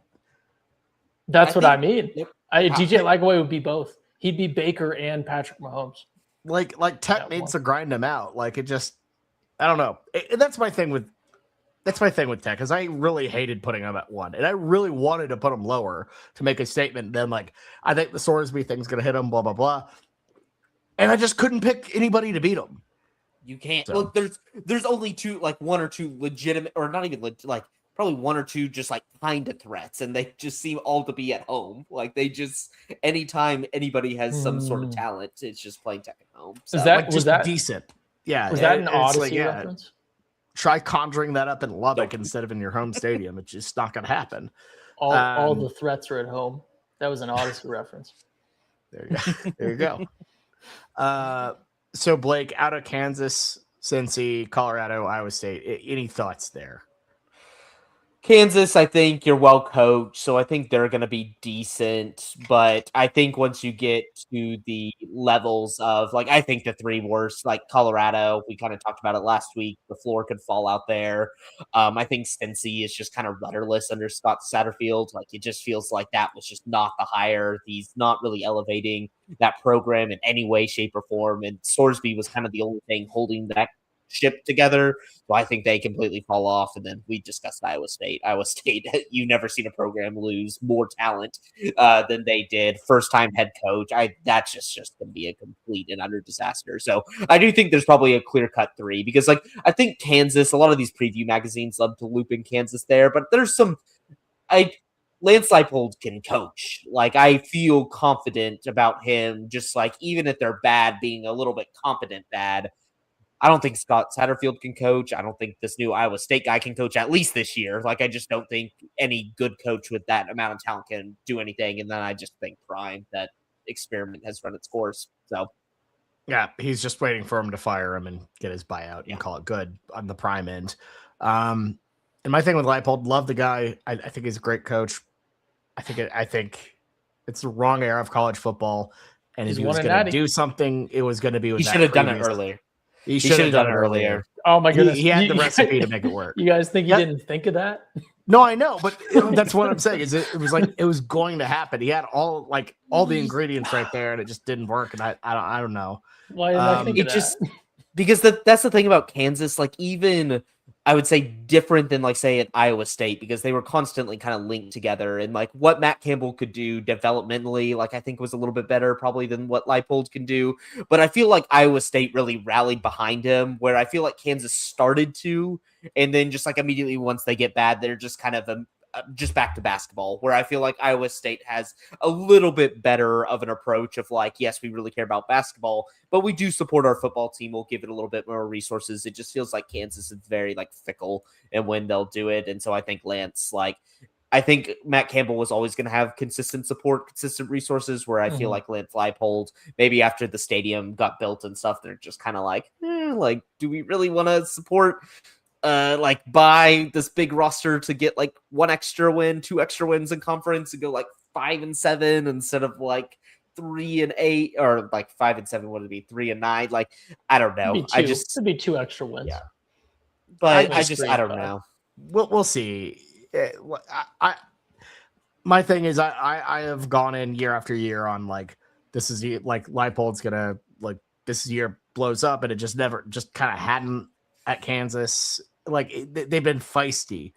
It's like I got on the train at the wrong time, where I'm like, all right, I've seen what Kansas is doing consistently. I'm all in on the Leipold train, and then the second I got on the train, I missed it entirely, and it's just been not the same. I will say, looking at these teams, I've realized the error of the ways with the West Virginia thing. Obviously, I said I would have a mulligan. I think the thing that highlights this more than any other is Iowa State 1-8, 1 win, West Virginia. So I think they go winless. I think this team is such utter. I think they're bad. I think Iowa State's so bad. I would like West Virginia to have such a, and this is not negative towards West Virginia. This is more just because it'd be funny. I would like West Virginia to be so terrible that they send feelers out to Dana Holgerson's agent and he leaks it to the press. That would just be the most amazing thing. It would be West hilarious. Virginia going back to the well. They're like, oh yeah, Rich Rod. We went back with Rich Rod. It would work. Let's do the exact same thing again Dana with Holgerson. Dana. Oh my God. Yeah, what a mess. But I think Iowa State, if you had to pick a program that is inches away from joining Oregon State and Washington State in the Pac-12. Well, not in the Pac-12, but in like the has-beens ghoul zone of like, oh no, like the better days are over, so we're just going to invest nothing in this and just let it just kind of rot there. Iowa State flew. That's a little, and I've been anti-Iowa State. That's a little disrespectful to Iowa State. I'm not trying to be disrespectful. This is Matt Campbell. Like they sucked. They lost Matt Campbell. It's a program that's actively like, they're like, yeah, we had to cut women's gymnastics. Like, you don't see programs cutting like legitimate. They don't have a baseball team. They don't have a base. They cut baseball in 2002. They're out here like just shedding sports. Like they're like you're talking about hemorrhaging money. You're talking about O2. You're talking about has no idea what he's doing.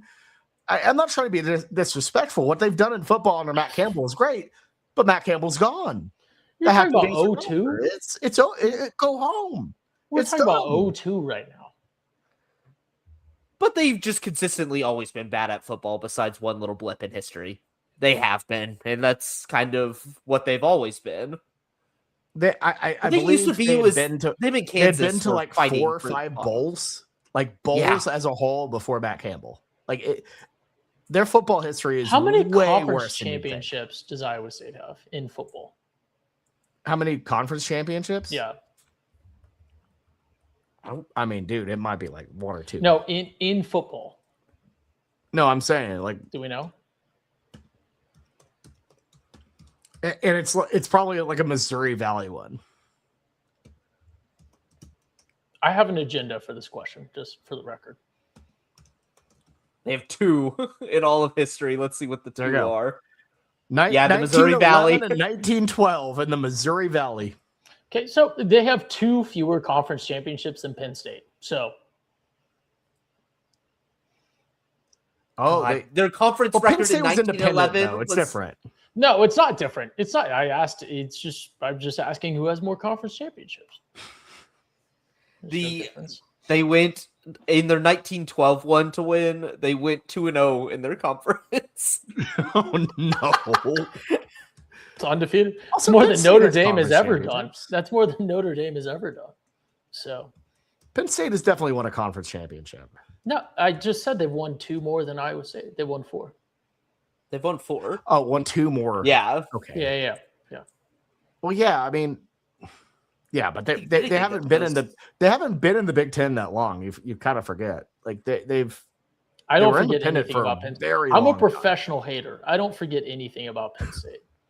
If I'm not including something, I'm deliberately excluding it to be a bit misleading, like in the independent conference championship thing. Yeah, they Like joined. yes, I it's think- only 4 in the past 30 something years, or like 36 years, but Yeah, they joined in 1990. I forget about that all the time. That yeah, Penn State- 36 years. See, I knew that off the dome when they joined. I only know hate facts about Penn State.